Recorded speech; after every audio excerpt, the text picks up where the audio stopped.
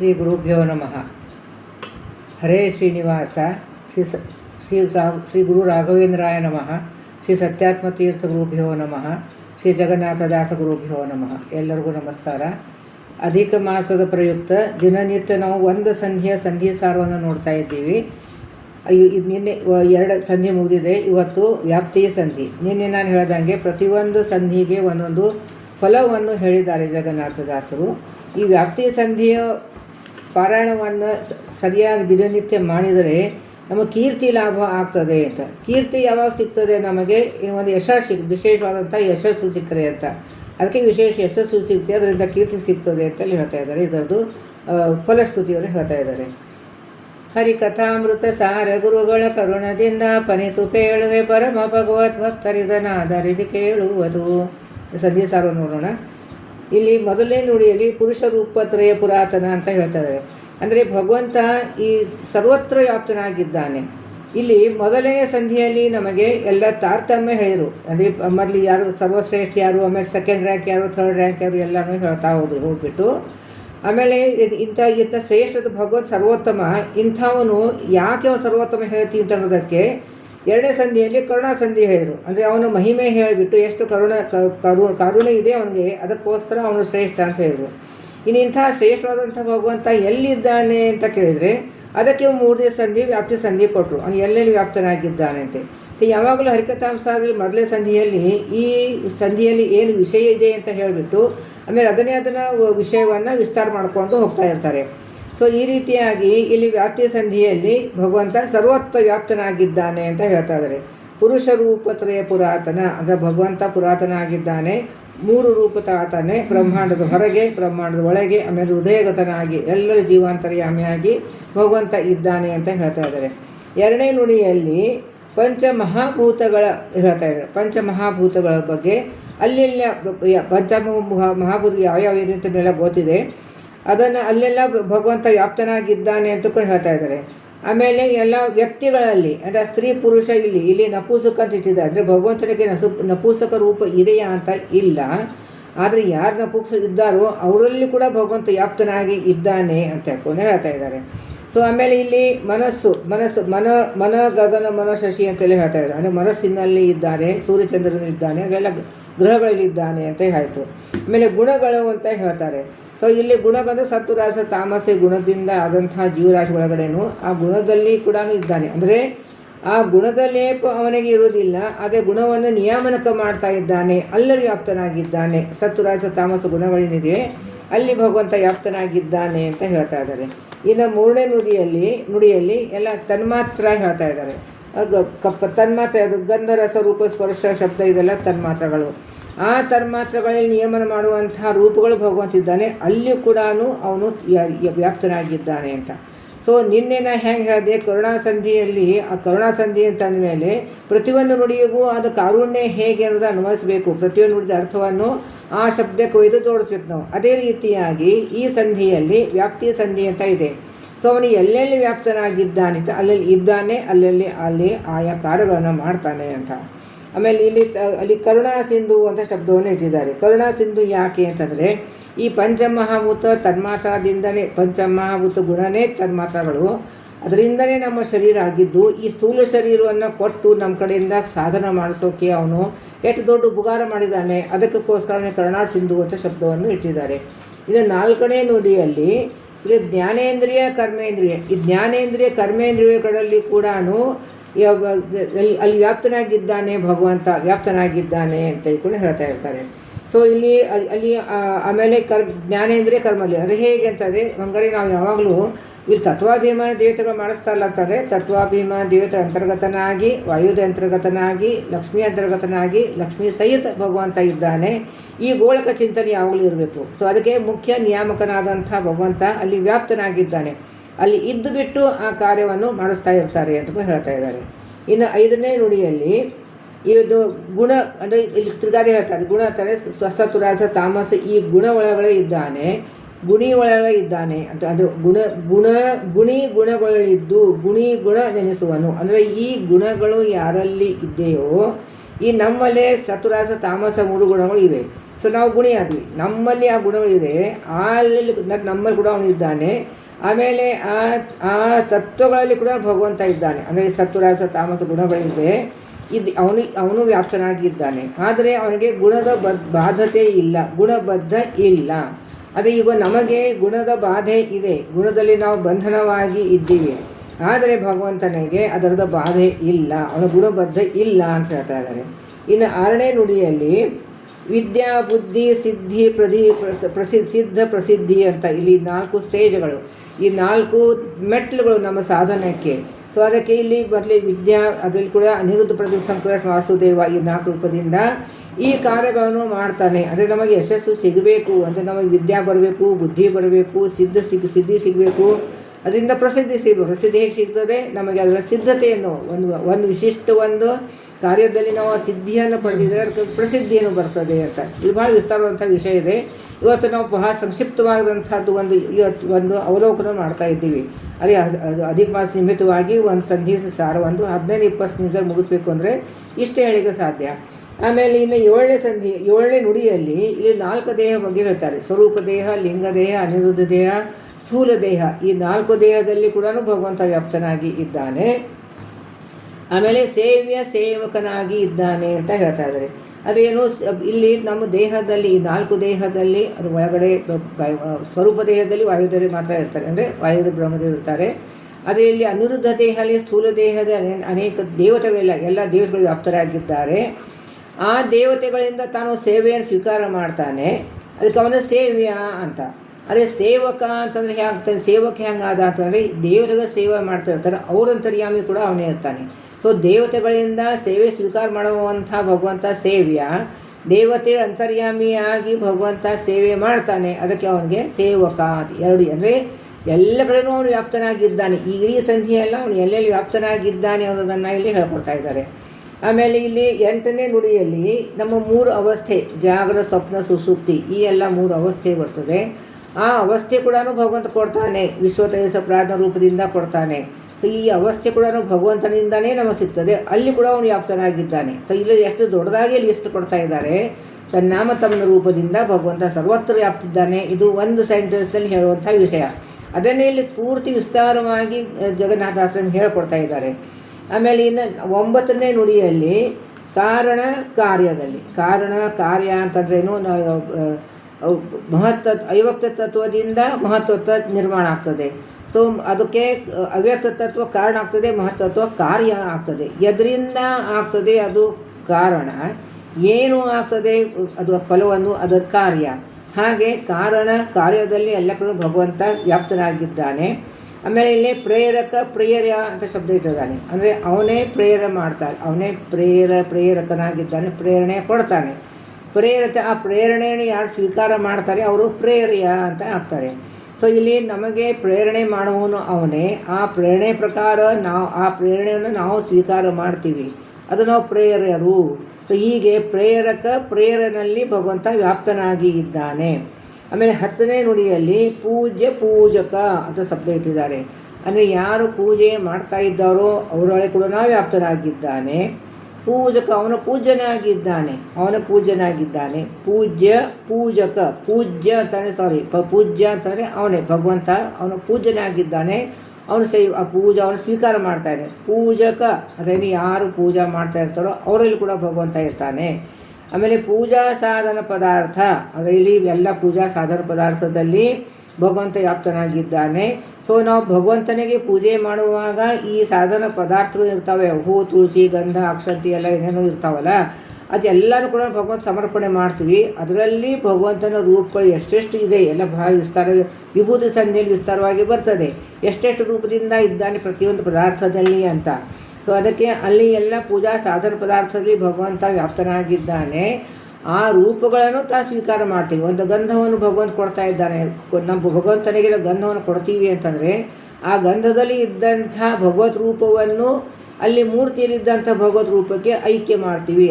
ಅಥವಾ ನಮ್ಮ ಬಿಂಬರೂಪಿ ಪರಮಾತ್ಮನಿಗೆ ಗಂಧವನ್ನು ಏರಿಸ್ತಾ ಇದ್ದೀವಿ ಅಂತಂದರೆ ಬಿಂಬರೂಪಿ ಪರಮಾತ್ಮನಿಗೆ ಅದೇ ಬಿಂಬರೂಪಿ ಪರಮಾತ್ಮ ಈ ಗಂಧದಲ್ಲಿದ್ದಾನೆ, ಇದಕ್ಕೆ ಐಕ್ಯ ಚಿಂತನೆ ಅಂತ ಹೇಳ್ತಾರೆ. ಸೊ ಈ ರೀತಿಯಾಗಿ ನಾವು ಕೊಡ್ತೇವೆ. ಆಮೇಲೆ ಆದರೆ ಇದೆಲ್ಲ ಪೂಜಾ ಮಾಡಿಸ್ತಾನೆ, ಅದರ ಫಲ ಏನು ಮಾಡ್ತಾನೆ, ನಮಗೆ ಫಲಗಳನ್ನು ಯುವ ಭಜಕರಿಗೆ ಯಾರು ಪೂಜೆ ಮಾಡ್ತಾರೋ, ಯಾವ ವ್ಯಕ್ತಿ ಯಾವ ಜೀವರಾಶಿಗಳು ಮಾಡ್ತಾರೆ ಅದರದ ಫಲವನ್ನು ಆ ಜೀವರಾಶಿಗಳಿಗೆ ಕೊಟ್ಟು ಬಿಡ್ತಾನೆ. ಅಂದರೆ ಎಲ್ಲ ಪೂಜಕನೂ ತಾನೇ ಇದ್ದಾನೆ, ಪೂಜಾ ಸಾಧನ ಪದಾರ್ಥ ತಾನೇ ಇದ್ದಾನೆ, ಆದರೆ ಅದರದ್ದು ಫಲ ಏನಿರ್ತದೋ ಅದೆಲ್ಲ ಭಜಕರಿಗೆ ಕೊಡ್ತಾನೆ ಅಂತ ಹೇಳ್ತಾರೆ. ಆಮೇಲೆ 11ನೇ ನುಡಿಯಲ್ಲಿ ತಂದೆ ಮಕ್ಕಳಿಗೆ ಮದುವೆ ಮಾಡಿ ಹೇಗೆ ಈ ಸಂಸಾರ ಬಂಧದಲ್ಲಿ ಈ ಒಂದು ಫ್ಯಾಮಿಲಿಯಲ್ಲಿ ತಂದಿರ್ತಾನೋ ಅದೇ ರೀತಿಯಾಗಿ ಭಗವಂತ ಗುಣ ಮತ್ತು ಚೇತನ, ನಾವೆಲ್ಲ ಚೇತನರು.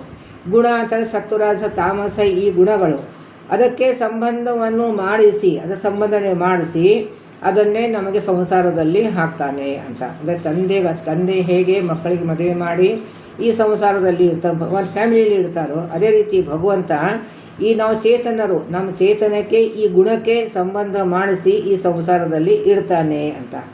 ಇನ್ನು 12ನೇ ನುಡಿಯಲ್ಲಿ ತೃಣಕುತಾಲಯದೊಳಗೆ ಅಂದರೆ ಇಲ್ಲಿ ಒಂದು ಗುಡಿಸಲು ಇದೆ. ಅದು ದೂರಿಂದ ನೋಡುವಾಗ ಅಲ್ಲಿ ಒಳಗಿಂದ ಹೊಗೆ ನಮಗೆ ಕಾಣಿಸ್ತಾ ಇದೆ, ಅವಾಗ ಒಳಗಡೆ ಅಗ್ನಿ ಇದೆ ಅಂತ ಗೊತ್ತಾಗ್ತದೆ. ಅದೇ ರೀತಿಯಾಗಿ ಭಗವಂತ ಸರ್ವತ್ರ ವ್ಯಾಪ್ತನಾಗಿದ್ದಾನೆ. ಅಲ್ಲಿ ಅವನ ಕಾರ್ಯ ನೋಡಿಬಿಟ್ಟು ಭಗವಂತ ಅಲ್ಲಿ ಇದ್ದಾನೆ, ಇದು ನಮಗೆ ಒಂದು ನಂಬಿಕೆಯನ್ನು ಬರಬೇಕು ಅಂತ ತಿಳ್ಕೊಂಡು ಹೇಳ್ತಾ ಇದ್ದಾರೆ. ಈ ಒಂದು ಗುಡಿಸಲ್ಲಿ ಹೊಗೆ ಬಂದರೆ ಒಳಗಡೆ ಅಗ್ನಿ ಇದ್ದೇ ಇದೆ ಅಂತ ತಿಳ್ಕೊಂಡು ಹೇಗೆ ನಾವು ಅನುಮಾನ ಮಾಡ್ತೀವೋ ಅದೇ ರೀತಿಯಾಗಿ ನಾವು ಭಗವಂತನ ಎಲ್ಲೆಲ್ಲೂ ವಿಶೇಷವಾದಂತಹ ಕಾರ್ಯ ನಡೀತಾ ಇರ್ತೀವೋ ಅಲ್ಲಿ ಭಗವಂತ ಇದ್ದಾನೆ ಅನ್ನೋದನ್ನು ಈಗ ಯಾರೋ ಶ್ರೇಷ್ಠವಾದಂಥ ಈ ಸ್ವಾಮಿಗಳಂಥ ವಿಶೇಷವಾದಂಥ ಕಾರ್ಯ ಅನುಗ್ರಹ ಮಾಡ್ತಾ ಇರ್ತಾನೆ. ಅಲ್ಲಿ ಅಂತರ್ಯಾಮಿಯಾಗಿ ಭಗವಂತ ಇದ್ದಾನೆ, ಅವನು ಮಾಡಿಸ್ತಾ ಇದ್ದಾನೆ, ಅವ್ರ ದ್ವಾರ ಮಾಡಿಸ್ತಾ ಇದ್ದಾನೆ ಅಂತ ಭಾವನೆ ಬರಬೇಕು ಅಂತ ಹೇಳ್ತಾ ಇದ್ದಾರೆ. ಇನ್ನು 13ನೇ ನುಡಿಯಲ್ಲಿ ಗಿಡದ ಬಡ್ಡಿಗೆ ನಾವು ನೀರು ಹಾಕ್ತೀವಿ, ಆದರೆ ಅದೆಲ್ಲ ಎಲೆಗಳು ಹುಟ್ಟುತ್ತವೆ, ಹೂವು ಆಗ್ತವೆ, ಹಣ್ಣುಗಳು ಆಗ್ತವೆ. ಸೊ ಇದಕ್ಕೆ ಬೆಲೆ ಆದರೆ ನಾವು ಬೇರೆಗೆ ಅಷ್ಟು ಮಹತ್ವ ಕೊಡೋದಿಲ್ಲ, ಹಣ್ಣಿಗೆ ಎಲೆಗೆ ನಾವು ಮಹತ್ವ ಕೊಡ್ತಾ ಇರ್ತೀವಿ. ಆದರೆ ಅದೇ ರೀತಿಯಾಗಿ ನಾವು ಭಗವಂತನಿಗೆ ನಾವು ಪೂಜೆ ಮಾಡಿದ್ರು ಕೂಡ ಈ ಫಲಗಳೇನಿದೆಯಲ್ಲ ಈ ಬ್ರಹ್ಮಾದಿ ಚೇತನಕ್ಕೆ ಕೊಡ್ತಾನೆ. ಅವ್ರು ಬ್ರಹ್ಮಾದಿ ದೇವತೆಗಳ ಅಂತರ್ಯಾಮಿಯಾಗಿ ಇರ್ತಾನೆ, ದೇವತೆಗಳ ಪೂಜೆ ಮಾಡ್ತೀವಿ, ದೇವತೆಗಳ ದ್ವಾರ ಕಾರ್ಯವನ್ನು ಮಾಡಿಸ್ತಾನೆ. ಅದರ ಫಲವನ್ನು ಆ ದೇವತೆಗಳಿಗೆ ಕೊಡ್ತಾನೆ, ತಗೊಳ್ಳೋದಿಲ್ಲ ಅಂತ. ಅಂದರೆ ತನ್ನ ರೂಪದಲ್ಲಿ ಎಲ್ಲ ವ್ಯಾಪ್ತನಾಗಿದ್ದಾನೆ. ಆದರೆ ಅವರ ಎಲ್ಲ ದೇವತೆಗಳ ಅಂತರ್ಯಾಮಿಯಾಗಿ ತಾನೇ ಕಾರ್ಯ ಮಾಡ್ತಾನೆ, ಅದರದ್ದು ಕ್ರೆಡಿಟ್ ಎಲ್ಲ ದೇವತೆಗಳಿಗೆ ಕೊಡ್ತಾನೆ. ಆದರೆ ಅದಕ್ಕೆಲ್ಲ ತನ್ನ ಮಹಿಮೆ ತಾನೇ ಮಾಡ್ತಾ ಇರ್ತಾರೆ, ಆದರೆ ತನ್ನ ಮಹಿಮೆ ಜಗಕ್ಕೆ ತೋರಿಸ್ಕೊಡೋದಿಲ್ಲ. ಅದು ಕ್ರೆಡಿಟ್ ಎಲ್ಲ ಅದು ಫಲವನ್ನು ಎಲ್ಲ ದೇವತೆಗಳಿಗೆ ಕೊಟ್ಟು ಬಿಡ್ತಾನೆ ಅಂತ ಹೇಳ್ತಾ ಇದ್ದಾರೆ. ಆಮೇಲೆ ಇನ್ನೇ 14ನೇ ನುಡಿಯಲ್ಲಿ ಪ್ರಾಕೃತ ಪುರುಷನಂದದಲ್ಲಿ ನಿಯಾಮಕನು ಅಂತ ಶಬ್ದವನ್ನು ಇಟ್ಟಿದ್ದಾರೆ. ನಾವು ಪ್ರತಿಯೊಂದು ನುಡಿಯಲ್ಲಿ ಒಂದೆರಡು ಶಬ್ದವನ್ನು ಆರಿಸಿಬಿಟ್ಟು ಅದನ್ನು ಹೇಳ್ತಾ ಇದ್ದೇನೆ. ಕಡಿಮೆ ಟೈಮಲ್ಲಿ ಒಂದು ಚಿಂತನೆ ಬರಲಿ ಅಂತ ಉದ್ದೇಶದಿಂದ ಇಲ್ಲಿ ಪ್ರಾಕೃತ ಪುರುಷನಂದದಲ್ಲಿ ಅಂತಂದರೆ ಭಗವಂತ ಅನೇಕ ಅವತಾರಗಳನ್ನು ಮಾಡ್ತಾನೆ. ಅದೇ ಅವತಾರಗಳನ್ನು ಪ್ರಾದುರ್ಭಾವ ಮಾಡ್ತಾನೆ, ಅವನಿಗೆ ಜನನ ಮರಣ ಇಲ್ಲ. ಆದರೆ ಅವನು ಅಲ್ಲಿ ಅವತಾರ ಮಾಡಿದಾಗೆ ಪ್ರಾಕೃತ ಪುರುಷ ಅಂದರೆ ನಾವು ಮನುಷ್ಯರು ಹೇಗೆ ಇರ್ತೀವೋ ಕೃಷ್ಣರಾಮ ರೂಪದಿಂದ ಬಂದಾಗ ಈ ಮನುಷ್ಯರೇ ಹೇಗಿರ್ತಾರೋ ಆ ರೀತಿಯಾಗಿ ಅವನು ವರ್ತನೆ ಮಾಡ್ತಾನೆ ಅಂತ ಹೇಳ್ತಾ ಇದ್ದಾರೆ.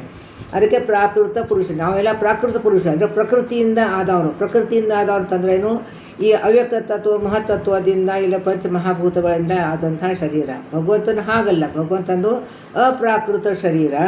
ಆದರೂ ಕೂಡ ಅವನು ಈ ಪ್ರಾಕೃತ ಪುರುಷನಂತೆಯೇ ವರ್ತನೆಯನ್ನು ಮಾಡ್ತಾನೆ ಅಂತ ಹೇಳ್ತಾರೆ.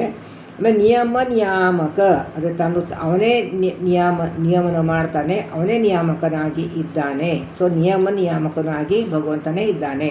ಸೊ ಇಲ್ಲಿ ಎಲ್ಲೆಲ್ಲಿ ವ್ಯಾಪ್ತನಾಗಿದ್ದಾನೆ ಭಗವಂತ ಹೇಳ್ಕೊಂಡು ಹೋಗ್ತಾ ಇದ್ದಾರೆ. ಆಮೇಲೆ 15ನೇ ನುಡಿಯಲ್ಲಿ ಮನ ವಿಷಯದೊಳಗೆ ಅಂದರೆ ಇವಾಗ ಇದು ಬಹಳ ವಿಸ್ತಾರವಾದಂತಹ ವಿಷಯವಿದೆ. ಈಗ ನಮ್ಮದು ಮನಸ್ಸು ಒಂದು ವಿಷಯದಲ್ಲಿ ಇರ್ತಾನೆ. ಹೆಂಗಸರಿಗೆಲ್ಲ ಸೀರೆ ಒಡವೆ ಇದರಲ್ಲಿ ಇಂಟ್ರೆಸ್ಟು.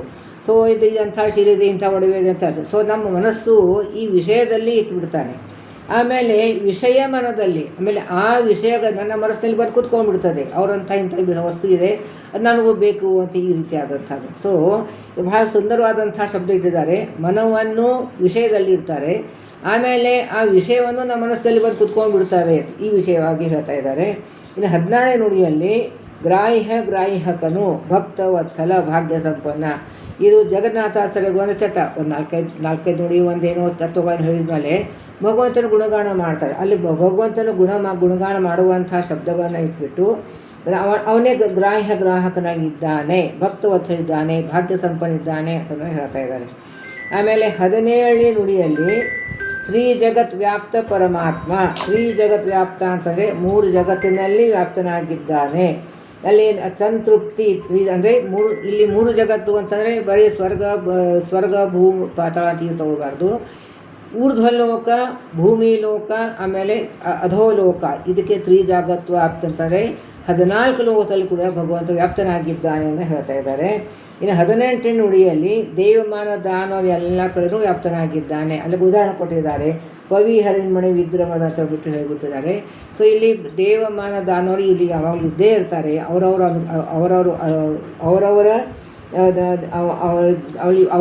ಅವರವರ ಗುಣಾನುಸಾರವಾಗಿ ಕರ್ಮಾನುಸಾರವಾಗಿ ವ್ಯಕ್ತವನ್ನು ಅವ್ರ ಗುಣಗಳನ್ನು ಕರ್ಮಗಳನ್ನು ವ್ಯಕ್ತ ಮಾಡ್ತಾನೆ ಅಂತ ಇಲ್ಲಿ ಹೇಳ್ತಾ ಇದ್ದಾರೆ. ಆಮೇಲೆ ಇನ್ನು 19 ನುಡಿಯಲ್ಲಿ ಅಣು ಮಹತ್ತಿನೊಳಗೆ ಅಂದರೆ ಅಗದಿ ಸಣ್ಣ ಪದಾರ್ಥದಲ್ಲಿದ್ದಾನೆ. ಆಮೇಲೆ ಮಹತ್ತರ ದೊಡ್ಡ ಪದಾರ್ಥದಲ್ಲಿ ಕೂಡ ಭಗವಂತ ಇದ್ದಾನೆ ಅಂತ ಹೇಳ್ತಾ ಇದ್ದಾರೆ.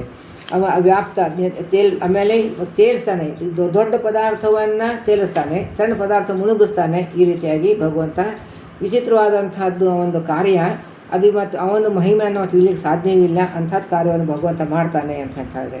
ಇನ್ನು 20ನೇ ನುಡಿಯಲ್ಲಿ ದೇವಮಾನ ದಾನ ಎಲ್ಲರೊಳಗೂ ವ್ಯಾಪ್ತನಾಗಿದ್ದಾನೆ. ಅವರವರ ಗುಣಕರ್ಮಾನುಸಾರವಾಗಿ ಕಾರ್ಯಗಳನ್ನು ಮಾಡಿಸ್ತಾನೆ. ಅವನಿಗೆ ಯಾವುದೂ ಪಾರ್ಶಾಲಿಟಿ ಇಲ್ಲ, ನಿರ್ಗತ ಶಶನು ಅಂತ ಹೇಳ್ತಾರೆ. ಅದೇ ಆಯಾ ಜೀವರಾಶಿಗೆ ಯೋಗ್ಯತಾನುಸಾರವಾಗಿ ಕಾರ್ಯಗಳನ್ನು ಮಾಡಿಸ್ತಾನೆ. ಅದರ ಲೇಪ ಅವನಿಗಿಲ್ಲ, ಅವನಿಗೆ ಪಾರ್ಶಾಲಿಟಿ ಮಾಡೋದಿಲ್ಲ. ಅಸುರರು ದೇವತೆಗಳಿಗೆ ಪಾರ್ಶಾಲಿಟಿ ಅವನಿಗೆ ಇರೋದಿಲ್ಲ. ಅವರವರ ಗುಣಕರ್ಮಾನುಸಾರವಾಗಿ ಮಾಡಿಸ್ತಾ ಇರ್ತಾನೆ ಅಂತ ಹೇಳ್ತಾರೆ. ಇನ್ನು 21 ನುಡಿಯಲ್ಲಿ ಎಲ್ಲ ಕಡೆ ಸಡೋದು, ಎಲ್ಲೆಲ್ಲ ತಿಳ್ಕೊ, ಎಲ್ಲಿ ನೋಡಿ, ಎಲ್ಲಿ ಕೇಳಿ, ಎಲ್ಲಿ ಬೇಡಿ, ಎಲ್ಲಿ ನಡಿ, ಎಲ್ಲ ಕಡೆ ಭಗವಂತ ವ್ಯಾಪ್ತನಾಗಿದ್ದಾನೆ ಅಂತ ಹೇಳ್ತಾ ಅಪ್ರತಿಮನ್ನಲಾಗಿ ಇದ್ದಾನೆ. ಅವನಿಗಿಂತ ಶ್ರೇಷ್ಠರಾದ ಯಾರು ಇಲ್ಲ ಅಂತ ಹೇಳ್ತಾ ಇದ್ದಾರೆ. ಆಮೇಲೆ 23, 24 2 ನುಡಿಯಲ್ಲಿ ಏನು ಹೇಳ್ತಾ ಇದ್ದಾರೆ, ಇಲ್ಲಿ ಅವರವ್ರ ಆಯಾ ಜೀವರಾಶಿಯ ಗುಣಕರ್ಮಗಳ ಅನುಸಾರವಾಗಿ ಕಾರ್ಯವನ್ನು ಮಾಡಿಸ್ತಾನೆ ಅಂತ ಹೇಳಿ ಉದಾಹರಣೆ ಕೊಟ್ಟವನ್ನೇ ಹೇಳ್ತಾ ಇದ್ದಾರೆ. ಇನ್ನು 25ನೇ ನುಡಿಯಲ್ಲಿ ಇಲ್ಲಿ ಭಗವಂತ ಕರ್ತೃ ಅವನೇ ಇದ್ದಾನೆ. ಅವನಿಗೆ ಆದರೆ ಆ ಕರ್ತೃನ ಏನು ಕರ್ಮಾನುಸಾರವಾಗಿ ಕರ್ಮಗಳನ್ನು ಮಾಡಿಸ್ಬಿಟ್ಟು ಅವ್ರಿಗೆ ಫಲಗಳನ್ನು ಕೊಡ್ತಾನೆ. ಅದಕ್ಕೆ ಸಾಕ್ಷಿಯಾಗಿ ಇರ್ತಾನೆ ಭಗವಂತ, ತಾನೇ ಸಾಕ್ಷಿಯಾಗಿ ಇರ್ತಾನೆ. ಯಾಕಂದರೆ ಕರ್ಮಗಳನ್ನು ಮಾಡಿಸೋನು ಅವನೇ. ಹಂಗಾರೆ ಮತ್ತು ಎಲ್ಲರಿಗೂ ಸೇಮ್ ಕರ್ಮಗಳು ಯಾಕೆ ಮಾಡಿಸೋದಿಲ್ಲ ಅಂತಂದರೆ ಅವರವರು ಲಿಂಗ ದೇಹದಲ್ಲಿ ಇದ್ದಂಥ ಅವ್ರ ಕರ್ಮಾನುಸಾರವಾಗಿ ಭಗವಂತ ಅವ್ರ ಕಡೆಯಿಂದ ಕಾರ್ಯಗಳನ್ನು ಮಾಡಿಸ್ತಾನೆ ಅಂತ ಅಂದ್ಬಿಟ್ಟು ಹೇಳ್ತಾ ಇದ್ದಾರೆ. ಆಮೇಲೆ 26ನೇ ನುಡಿಯೊಳಗೆ ಆಕಾಶದಂತೆ ಸರ್ವತ್ರ ವ್ಯಾಪ್ತನಾಗಿದ್ದಾನೆ ಭಗವಂತ. ಆಕಾಶ ಹೇಗೆ ಸರ್ವತ್ರ ವ್ಯಾಪ್ತಿದೆಯೋ ಅದೇ ರೀತಿಯಾಗಿ ಭಗವಂತ ಸರ್ವತ್ರ ವ್ಯಾಪ್ತನಾಗಿದ್ದಾನೆ ಅಂತ ಹೇಳ್ತಾ ಇದ್ದಾರೆ. ಆಮೇಲೆ 27ನೇ ನುಡಿಯಲ್ಲಿ ಕಾದ ಕಬ್ಬಿಣ ಒಂದು ಉದಾಹರಣೆ ಕೊಟ್ಬಿಟ್ಟು, ಒಂದು ಕಾಸಿದ ಕಬ್ಬಿಣ ಇದೆ, ಅದರೊಳಗೆ ಕಾಸಿದ ಮೇಲೆ ಅದರಲ್ಲಿ ತಂಪು ಕಾಣಿಸ್ತದೆ. ಅಂದರೆ ಅದರಲ್ಲಿ ಅಗ್ನಿ ಇದೆ ಅಂತ ನಮಗೆ ಗೊತ್ತಾಗ್ತದೆ. ಆದರೆ ಅಗ್ನಿ ಕಾಣಿಸೋದಿಲ್ಲ, ಆದರೆ ಅಲ್ಲಿ ಅದರ ಇಫೆಕ್ಟ್ ನಮಗೆ ಗೊತ್ತಿದ್ದು ಕಾಣಿಸ್ತದೆ. ಅದೇ ರೀತಿಯಾಗಿ ಭಗವಂತನು ಅಲ್ಲಿ ವ್ಯಾಪ್ತನಾಗಿರ್ತಾನೆ. ಇನ್ನೊಂದು ಅದೇ ನುಡಿಯಲ್ಲಿಂದ ಹೇಳ್ತಾ ಇದ್ದಾರೆ, ಆ ಕಾದ ಕಬ್ಬಿಣಗೆ ಹೊಡೆದರೆ ಅದು ಅದರದ್ದು ಪೆಟ್ಟು ಆ ಕಬ್ಬಿಣಕ್ಕೆ ಬೀಳುತ್ತದೆ ವಿನ ಅಗ್ನಿಗೆ ಬೀಳೋದಿಲ್ಲ. ಅದೇ ರೀತಿಯಾಗಿ ಭಗವಂತ ವ್ಯಾಪ್ತನಾಗಿದ್ದರೂ ಕೂಡ ಯಾವ ಥರದ್ದು ಬಾಧೆ ಅವನಿಗೆ ಇಲ್ಲ ಅಂತ ಹೇಳ್ತಾ ಇದ್ದಾರೆ.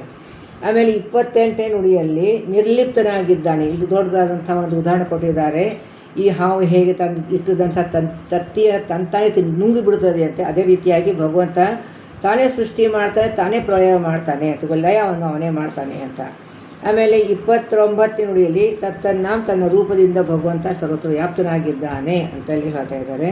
ಅವರ ಅಭಿಲಾಷೆಗಳ ಪೂರೈಸುತ್ತ ಅನುದಿನ ಪೋಷಿಸುವ ಪೂತಾತ್ಮ ಪೂರ್ಣಾನಂದ ಜ್ಞಾನಮಯ. ಇಲ್ಲಿ ಕೂಡ ಭಗವಂತನ ಗುಣರೂಪ ಕ್ರಿಯೆಗಳ ಬಗ್ಗೆ ವಿಸ್ತಾರವಾಗಿ ಹೇಳ್ತಾ ಇದ್ದಾರೆ. ಆಮೇಲೆ ಇನ್ನು 30ನೇ ನುಡಿಯಲ್ಲಿ ತತ್ತ ರೂಪದಿಂದ ಇದ್ದಾನೆ ಅಂತ. ಅಂದರೆ ಒಬ್ಬ ಏನೋ ಒಂದು ಗಿಡ ಮೂಲಿಕೆ ಹಚ್ಕೊಂಡ್ಬಿಟ್ಟು ಅದರಲ್ಲಿ ಉರಿಯೋದು ನೀರಿಂದ ಹೇಗೆ ಅವನ ಬಾಧೆ ಆಗುವುದಿಲ್ವೋ ಅದೇ ರೀತಿಯಾಗಿ ಭಗವಂತ ಎಲ್ಲರ ಹೃದಯ ವ್ಯಾಪ್ತನಾಗಿದ್ದಾನೆ. ಆದರೆ ಅವನಿಗೆ ಕಾಲ, ಗುಣದ, ಕರ್ಮದ ಕಲುಷ ಸಂಬಂಧ ಇಲ್ಲ. ಯಾವುದೇ ಅರ್ಥ ಅದು ಅವನಿಗೆ ಸಂಬಂಧ ಆಗುವುದಿಲ್ಲ ಅಂತ ಹೇಳ್ತಾರೆ. ಆಮೇಲೆ ಇಲ್ಲಿ ಪರಿಪರಿ ವಿಹಾರವ ಅಂದರೆ ಎಲ್ಲ ಒಂದು ಗುಣದ ಅನಂತ ರೂಪದಿಂದ ಎಲ್ಲ ಭಾಳಷ್ಟು ಉದಾಹರಣೆ ಕೊಟ್ಟಿದ್ದಾರೆ. ಅನಂತ ರೂಪದಿಂದ ಸರ್ವತ್ರ ವ್ಯಾಪ್ತನಾಗಿದ್ದಾನೆ. ಆದರೆ ಅದರದ್ದು ಅಲ್ಲಿ ವಿಹಾರ ಮಾಡಿಸುವ, ಪರಿಪರಿ ವಿಹಾರ ಮಾಡಿಸುವ, ಅವನು ಪೂರ್ಣ ಆನಂದಮಯನಾಗಿದ್ದಾನೆ. ಪರಿಪರಿ ವಿಹಾರ ಮಾಡ್ತಾನೆ. ವಿಹಾರ ಅಂತಂದ್ರೇನು, ಆಟ ಆಡ್ತಾನೆ ಅಂತ ಹಂಗಲ್ಲ. ಯಾವಾಗ ಅವನು ಇಷ್ಟೆಲ್ಲ ಕಾರ್ಯಗಳು ಮಾಡ್ತಾನೆ, ಸಲೀಸಾಗಿ ಮಾಡ್ತಾನೆ, ಅದರದ್ದು ಅವನಿಗೆ ಏನು ತೊಂದರೆ ಆಗೋದಿಲ್ಲ, ಏನು ಕಷ್ಟ ಆಗೋದಿಲ್ಲ, ಅದು ಸಲೀಸವಾಗಿ ಮಾಡ್ತಾನೆ ಅಂತ ಹೇಳ್ತಾ ಇದ್ದಾರೆ. ಇನ್ನು 32ನೇ ನುಡಿಯಲ್ಲಿ ಎಲ್ಲರೂ ತಾನಿಪ್ಪ, ಇನ್ನು ಮೊದಲೇ ನುಡಿಯಲ್ಲಿ ಸರ್ವತ್ರ ವ್ಯಾಪ್ತಿದ್ದಾನೆ ಅಂತ ಹೇಳಿದರು. ಇನ್ನು 30 ನುಡಿಯಲ್ಲಿ ಎಲ್ಲಿ ತಿರ್ಗಾ ಅದನ್ನೇ ಒಂದು ಅದೇ ಮುಖ್ಯ ತತ್ವವನ್ನು ಹೇಳ್ತಾ ಇದ್ದಾರೆ. ಎಲ್ಲರೂ ತಾನಿಯಪ್ಪ, ಎಲ್ಲರೊಳಗೆ ತಾನು ವ್ಯಾಪ್ತನಾಗಿದ್ದಾನೆ. ಆಮೇಲೆ ಎಲ್ಲರೂ ಧರಿಸಿದ ಧಾರಣೆ, ಎಲ್ಲರೂ ವ್ಯಾಪ್ತನೇ ಹಾಕಿದ್ದಾನೆ. ಒಂದು ಆಧಾರ ಬೇಕು, ಆಧಾರ ಸ್ತಂಭನಾಗಿ ಭಗವಂತ ವ್ಯಾಪ್ತನಾಗಿದ್ದಾನೆ. ಆಮೇಲೆ ಅವನಿಗೆ ಜಗತ್ತಿನ ಆದ್ಯ ಅಂತ್ಯ ಮಧ್ಯ ಅವನಿಗೆ ಇಲ್ಲ, ಆದ್ಯ ಅವನಿಗಿಲ್ಲ. ಮನ್ಮಥ ಜನಕ ಜಗದ ಆದ್ಯ ಅಂತ್ಯ ಮಧ್ಯಗಳ ಬಲ್ಲ ಬಹುಗುಣ, ಬಲ್ಲ ತದ ಅವನಿಗೆ ಜಗತ್ತಿನ ಆದ್ಯ ಅಂತ್ಯ ಮಧ್ಯ ಅವನಿಗೆ ಗುಣ ಗೊತ್ತಿದೆ, ಆದರೆ ಅವನಿಗೆ ಜ್ಞಾನವಿದೆ, ಆದರೆ ಅವನಿಗೆ ಆದ್ಯ ಅಂತ್ಯ ಮಧ್ಯ ಅವನಿಗೆ ಇಲ್ಲ ಅಂತಕೊಂಡು ಹೇಳ್ತಾ ಇದ್ದಾರೆ. ಹೀಗೆ ಬಹುಗುಣ ಭರಿತ ಅನೇಕ ಗುಣರೂಪಗಳಿಗೆ ತುಂಬಿದಂಥ ಭಗವಂತ ಅಲ್ಲಿ ದಾನವದಲ್ಲಣ ಅಸುರರಿಗೆ ಅವನು ಸಂಹಾರ ಮಾಡ್ತಾನೆ. ಎಂಥ ಅಸುರ, ಯಾಕೆ ದೇವತೆಗೆ ಮಾಡೋದಿಲ್ಲ ಅಸುರಿಗೆ ಮಾಡ್ತಾನೆ ಅಂತಂದರೆ, ಅಂದರೆ ಅದು ಅಂತೂ ನೀವು ಜಿ ಅನ್ಬೇಕು ಅಂತ ಇಡ್ತೀನಿ, ಇಲ್ಲಿಕ್ಕೆ ನಾನು ಬೈದರೆ ನೀವು ಹೊಡೆದಾಕ್ತೀನಿ ಅಂತಲ್ಲಿ, ಆ ರೀತಿ ಇರಲ್ಲ. ಅವ್ರ ಕರ್ಮ ಆಗಿರ್ತದೆ. ಅದು ಅವರು ಸಮಾಜಕ್ಕೆ ಅವ್ರು ಕಂಟಕರಾಗಿರ್ತಾರೆ. ಅದಕ್ಕೆ ಅವ್ರಿಗೆ ಮಾಡ್ತಾನೆ. ಅಲ್ಲಿ ಮುಂದೇನಿಟ್ಟಿದ್ದಾರೆ ಜಗಲೇ ಸೊಲ್ಲಲಾಳ ಸ್ತಂಭದಿಂದಲೇ ಬಂದ ಮಕ್ಕಳು. ಇಲ್ಲಿ ದಾನವದಲ್ಲಣ ಅಂತ ಹೇಳಿ, ಅದೇ ಅಸುರರಿಗೆ ನಾಶ ಮಾಡ್ತಾನೆ ಅಂತ ಹೇಳಿಬಿಟ್ಟು ತಿರ್ಗಾ ಸೊಲ್ಲಲಾಳ ಸ್ತಂಭದಿಂದ ಬಂದ ಕೊನೆಗೆ ಅಂತ ಹೇಳಿದ್ರೆ, ಮತ್ತು ಅವನು ಪ್ರಹ್ಲಾದ ರಾಜನು ಮತ್ತು ಅವರು ಅಸುರ ಜಾತಿಯಲ್ಲೇ. ಸೊ ಇದು ಜಾತಿಗೆ ಮಹತ್ವ ಇಲ್ಲ, ಅವರು ಭಕ್ತಿಗೆ ಮೆಚ್ಚಿ ಭಗವಂತ ಬಂದು ಬಿಡ್ತಾನೆ ಅನ್ನೋದನ್ನು ಹೇಳ್ತಾ ಇದ್ದಾರೆ. ಸೊ ಭಗವಂತನ ಈ ಪ್ರಹ್ಲಾದನ ಅಥವಾ ಒಂದು ಭಕ್ತರ ಭಕ್ತಿಯನ್ನು ಮೆಚ್ಚಿಸಿ ಭಗವಂತ ಅವ್ರ ಮಾತವನ್ನು ನಡೆಸ್ಕೊಡ್ತಾನೆ ಅಂತ ಹೇಳ್ತಾ ಇದ್ದಾರೆ.